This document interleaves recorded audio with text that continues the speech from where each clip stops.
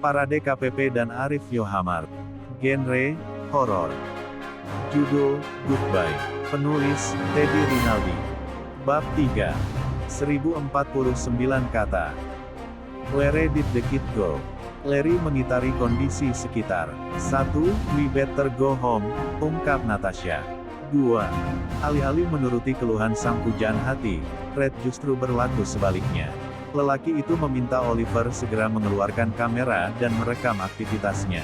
Natasha menyingkir sambil mengitari kondisi sekitar yang begitu sunyi. Larry dan Red memulai investigasi, bahkan saat matahari masih bersinar di langit. Mereka menjelaskan bahwa sebelum masuk ke hutan, seorang anak kecil menyapa dengan bahasa Jepang. Namun, apa yang dikatakan olehnya tidak dapat dipahami. Natasha berulang kali meminta semua rekannya supaya berhenti melangkah. Perjalanan ke hutan Aokigahara merupakan kesalahan besar.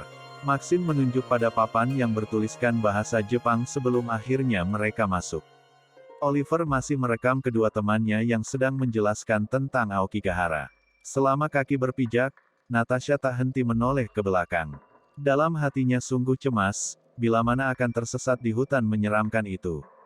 Setelah merekam beberapa menit, Red meminta supaya video tersebut diunggah ke YouTube. No service, damn, keluh Oliver. 3. Red meminta Oliver melanjutkan rekaman dan mengunggahnya setelah mereka pulang ke San Francisco. Menurut rumor, Aokigahara berbentuk layaknya labirin yang mana bisa membuat orang-orang tersesat. Sudah banyak yang mengalami ini, mereka masuk dan tidak bisa keluar lagi. GPS dan kompas tidak akan berfungsi di sini, sehingga keberadaan benda-benda itu tak banyak membantu. Tim pemburu hantu itu terus berjalan melewati bebatuan terjal. Rintangan sesulit apapun tak menggentarkan hati Red dan kawan-kawan dalam melakukan investigasi. Setelah perjalanan cukup jauh, mereka tiba di salah satu spot. Red terbelalak mendapati apa yang berada di hadapannya saat ini. Barang-barang terceceran di tanah, tetapi tak ada tubuh manusia terlihat. Sepatu berwarna coklat, pakaian-pakaian yang sudah lusuh dan beberapa kartu kredit berhamburan. Red meminta Oliver memuat apa yang mereka temukan dalam bentuk rekaman. This forest is beyond my estimation.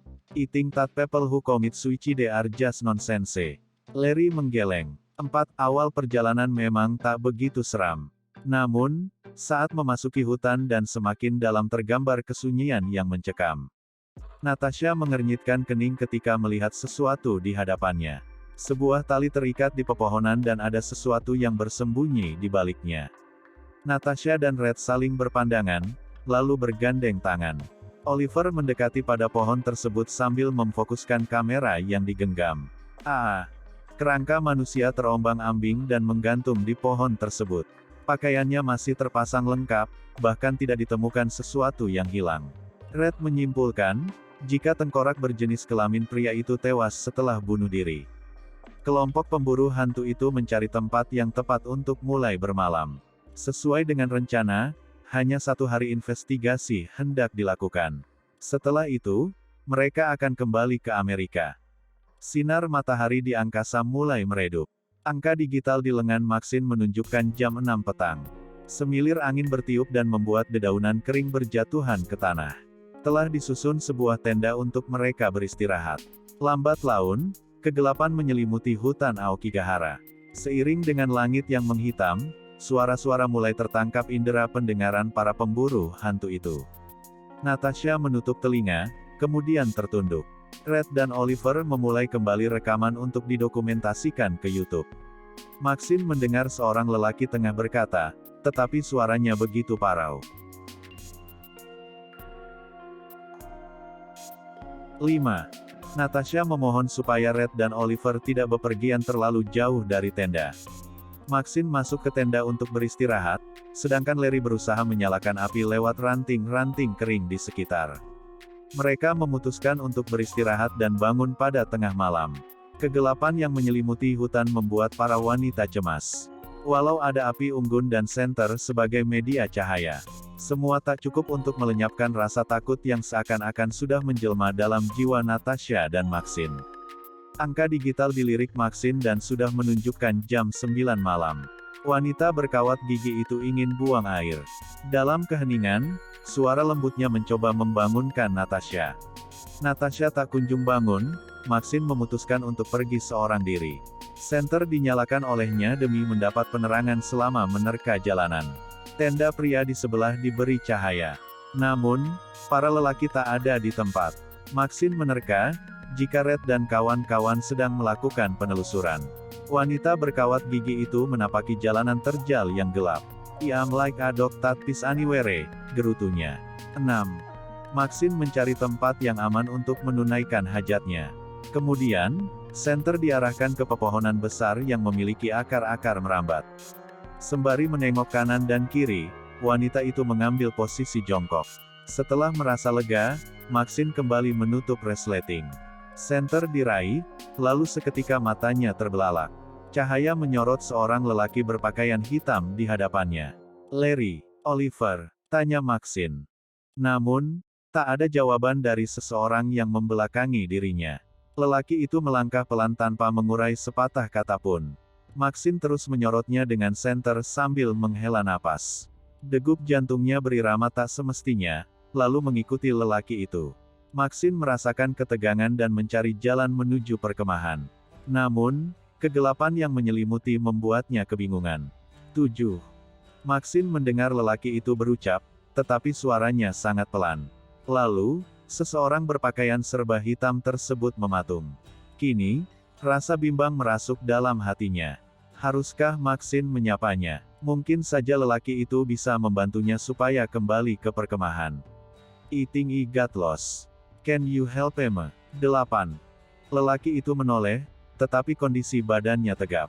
Hanya kepala yang berputar hingga ke belakang. 9. Maxine menjerit ketika mendapati lelaki itu berwajah pucat dengan mata yang merah. Teriakan Maxine bergema, sehingga terdengar oleh keempat rekannya. Natasha membuka mata, kemudian meraba ke sisi kanannya. Kekasih Red itu baru menyadari, jika selama ini sendirian di dalam tenda. Natasha memanggil Maxine dengan suara pelan. Senter di tas diraih, kemudian wanita penakut itu memberanikan diri keluar dari tenda.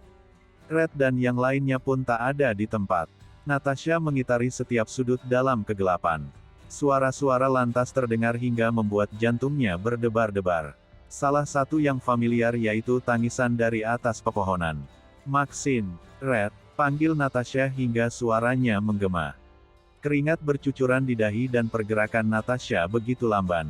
Lengannya bergetar saat memegang senter. Wanita itu menjajaki langkahnya dan menaiki bebatuan yang menghalangi jalan. Senter diarahkan ke atas dan Natasha mengitari kondisi di setiap ranting pohon. Wanita itu menganga, kemudian menutup mulutnya. Pemandangan yang mendapat penerangan membuat langkahnya terhenti. Tepat di atas pohon, seorang wanita tergantung dan lidahnya tampak menjulur. Natasha berlari dan berniat kembali memasuki tenda. Akan tetapi, perjuangannya berakhir sia-sia.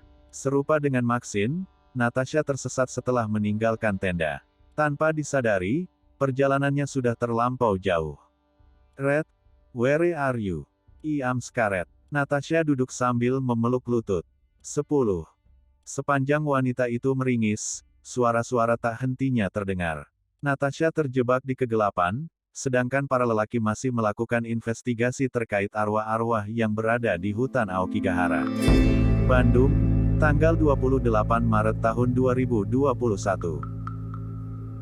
Footnote 1. Kemana anak itu pergi? 2. Kita sebaiknya kembali. 3. Tidak ada jaringan, sial. 4. Hutan ini di luar perkiraanku. Aku pikir orang yang bunuh diri itu hanya sebuah omong kosong. 5. Watashi Tukite, ikutlah bersamaku. 6. Aku seperti seekor anjing yang buang air di mana saja. 7. Tasukete, tolong aku. 8. Aku pikir aku tersesat. Dapatkah kamu menolongku? 9. Kazoku Niaitai, aku merindukan keluargaku. 10. Red, di mana kamu? Aku sangat takut.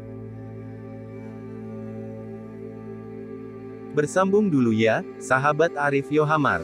Jangan lupa klik tombol like, komen dan subscribe. Terima kasih.